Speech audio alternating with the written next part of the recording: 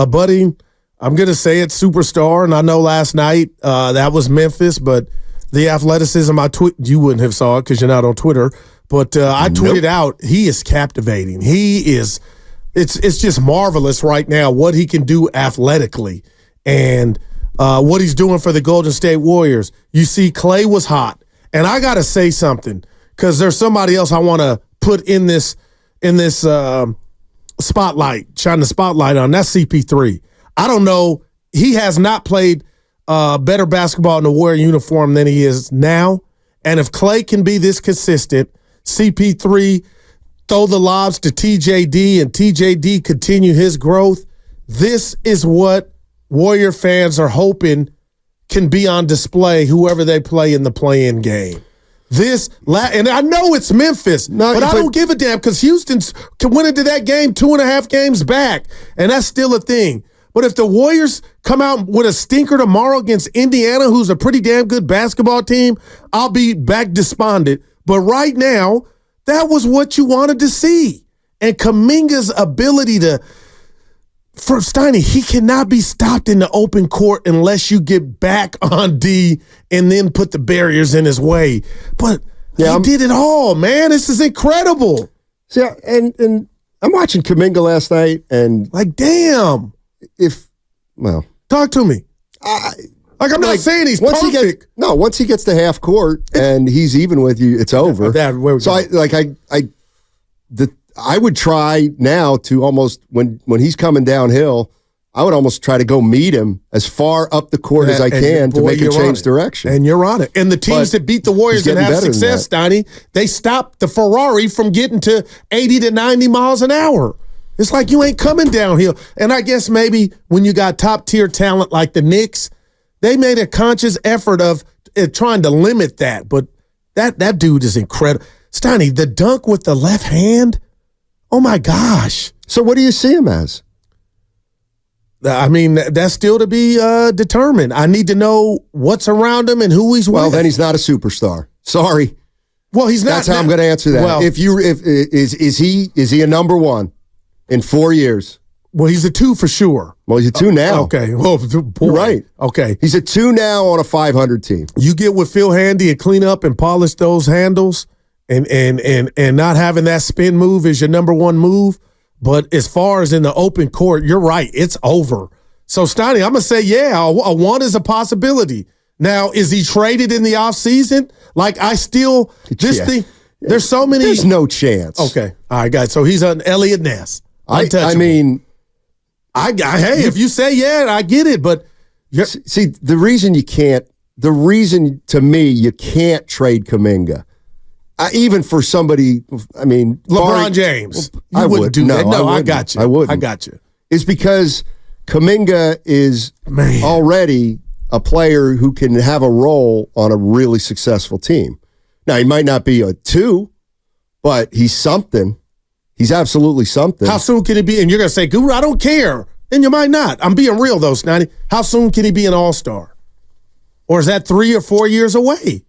It could be next year if he breaks out, and it's got a lot to do with with how the Warriors do. He gives them because he's so young. But Steiny, it's apparent we know where the Warriors are right. Mississippi ended with 51, an odd score. Hey, Mississippi State, but he has something that is not on display when you watch this Warrior team, and it's abundance of youth and energy. Man, it's like. It's just obvious. He looks like Dark Knight. I mean, the reason I wouldn't trade him right now is because he's still young, but he's already a piece. Like, why would you get rid of Jonathan Kuminga? And I've said this too. You know, Kuminga's, what is he, 21? Yes. Oh, well, 25, he's going to be infinitely better. But Steph ain't. Now the only issue with Kuminga is he's not going to reach his potential until Steph's gone. So there's a timing issue there. I don't care. I hear you. I don't care. You ain't giving him up for what's left of this. No. I do kind of wish if they still had Jordan Poole, what the future would look like with him and Kuminga, TJD. Would look like 2 guys who don't play any defense. Well, although that's not true. Yeah.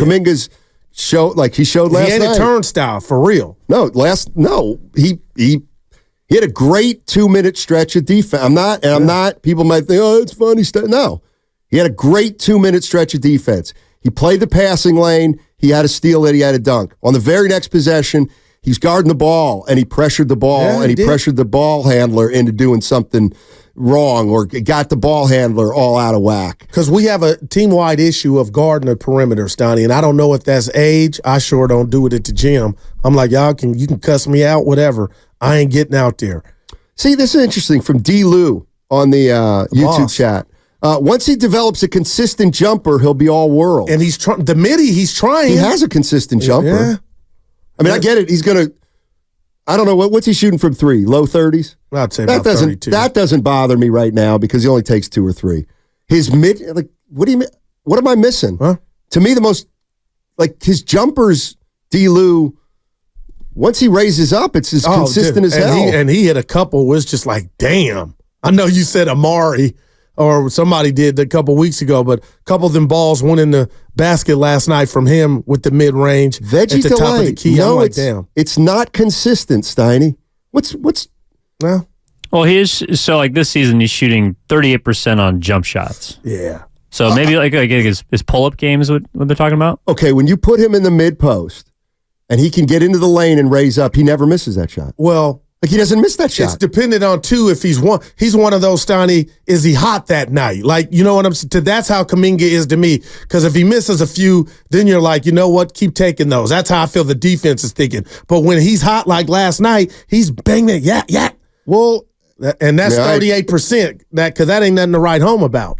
But 38%, does that include 3-point shots? Yes. I mean, where Kuminga's really good is from inside the paint to 10 feet. But beyond that, his percentage is probably not where you want it. Man, I He's think a bad boy, man. Well, I think we're asking a whole hell of a lot then. The 3-point line's 23 feet. He doesn't take a lot of 18 to 23 footers. It doesn't feel like. Usually he's right around the foul line, a little in. I think he's a pretty good shooter. Yeah. No, I think he's a pretty good mid-range shooter. He's fine, but I think there's a reason why he's left wide open a lot. Yeah. On the 3-point line. But even a few feet inside the 3-point line. I think he's a really good shooter from, let's say, the mid-range. When he squares up. In the post. Yeah, but he always his shots always are a face up. Yeah. He doesn't have a half hook or he doesn't shoot a lot of fadeaways. I think when he gets to that shot, I think he's a pretty damn good shooter from mid-range. I don't want to quibble about whether he can get better. Obviously, he clearly can, but to me, when I think of Kuminga's game and how he takes it to the next level, I don't think shooting first for him. I think it's you start doing some stuff you did last night on the defensive end. The other thing with Kuminga is, he gets. I mean, I could see what you're saying because what do you want him to do? The only thing you don't want him to do is dunk. Yeah, shoot from the outside is what I want Jonathan Kuminga to do. I don't But why? Why do you want Jonathan Kuminga to shoot when he's around and can put his shoulders into you or square up right around the basket? How many threes a game would you want Kuminga to shoot? If I'm on a defense, no. If you're Kuminga, Steiny, I'm being honest, 2 or 3. Exactly. To his credit, he hadn't been taking a lot here lately. Right. I want him taking 2 or 3 a game now, and if he gets up to 35%, go shoot 4 or 5. And if you get up to 38%, go take 6 or 7. Well, my biggest I don't know. I mean, listen, I do not want to get into a fight today. Yeah, what would you fight about? But when I think of Jonathan Kuminga, and people talk about his ceiling, the first thing I don't think, well, he needs to knock down that jumper a little bit better. To me, that's what'll get you to an all-star is what I'm saying when you can do that. Because coming downhill, they're afraid. Okay, and if I can have that on your mind, and I can hit my midi, it's over. That's 25 a game. That's 26 a night. What about if I look at a player like Kuminga and I say He could be an all defensive first team guy. And I'm not taking that off the table. Well, you never mentioned it. Well, I thought we were talking about offense. Well, of course. Yeah. But that's kind of what I'm saying. I'm not going to come in here against the Grizzlies and talk about his defense, and that's for everybody because we changed the game with his defense. Yeah, but against the Grizzlies. Well, but what was that against Brunson and guys? You got to start. But that's the thing. He's 21. You got to start somewhere. Right. He did it last night against the Grizzlies. He's not ready to do it against great teams yet. And that's why I was about to share this with you. People are not going to like it, but Steiny, if they're going to win the play-in game and hold on to the spot, let's start there. Hold on to the play-in seeding, win the play-in, and get to a series. I told Evan this while you were gone in the break room. The Wiggins he has to be that Wiggins last night. Okay. And you don't have to like it. Wiggins was the same Wiggins he always is. He made some shots last night. No, he was active though, man. Was he? And he was active defensively too. Really? You mean was he active when the Memphis Grizzlies made 12 3-pointers in the first? See, I don't watch games like that. I don't. Well, how do you watch them? The team went on a run. It was because of this or that player. When it all comes out in the wash, Andrew Wiggins jumped off my TV last night. He was on 22 minutes into the game. It was tied. So it's like I didn't see any unusual activity defensively from Wiggins in the first half. I thought he was good last night. Well, he made shots. I mean, I didn't look at the box score. What about defensively? I didn't notice him. All right, I did. Well, against Aldama? Was he guarding Aldama? But you get the gist. Steiny, this is what it is, man. He's got to give you. They're not winning if he's just what he's being MIA. I guess that's my bigger point. There's just no way this team right now is currently constructed. If he's taking a sabbatical and he's just out there going through it, they can't do it. But, man, if he can give you 14 shots and make 9 of them and give you 10 rebounds. One of the reasons he took 14 shots, take a look at how many Steph shot. All right. Well, he got 10 rebounds. Let's just talk about that. He was active. That's what I mean. That's great. That's great. And so that'll buy him another week. Another week of horse bleep games, I guess. See, I didn't want to do this. I wanted to talk about Kuminga. I wanted to talk about a guy who's going to be probably your one at some point, maybe. He is. Yeah. I mean, like that's what I'd like to talk about. I'd like to talk about Jonathan Kuminga the rest of this year. What do you want from him? What can he do for you? Then I want to talk about the next 2 or 3 years when Jonathan Kuminga is playing with Steph Curry as Steph Curry gets to 37 and 38. And then I want to talk about what Kuminga is at 25 when there is no Steph Curry, or 26. Like, those are the decisions the Warriors have to make this offseason when they pay Kuminga. What's he going to be for the rest of the year? 888-957-9570. What's Kuminga going to be for the rest of the year? What's he going to be in the next 2 years? And can he be a piece to the Warriors' reemergence in the next year or two with Steph Curry? Like, I think he can be, but who do we have to have along with him? Because no matter what happens this year, I don't think we're bringing the same team back next year. So we know we got Curry, and we know we got Kuminga. Let's say those are our 1-2 next year. I think we'd all agree that's probably going to be who it is. Okay, so how do you supplement them? How do you support those two so that the team wins more than 44, 45 games? And then as Steph Curry begins to evolve more into a role-type player and his minutes go down to 26 and 28, then what?